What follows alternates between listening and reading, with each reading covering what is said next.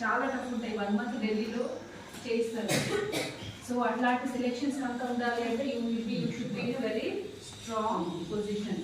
ఇంటర్వ్యూలు అందరూ స్ట్రాంగ్గా ఉంటారు. మానవ సేవ ఒకే మంది. సో మీరు ఎట్లాంటి ప్రతికూల పరిస్థితుల్లో అయినా నిలదొక్కుకోవాలి. సో అవన్నీ చేయాలి అంటే you have to start from your home. ఇంటి నుంచే మొదలవ్వాలి. ఏదైనా సరే ఇంటి నుంచి మొదలయ్యి మీ ఎక్కడ దాకా వెళ్ళాలి. అంతిమ దశ మనం చనిపోయేదాకా you have to be volunteer కదా.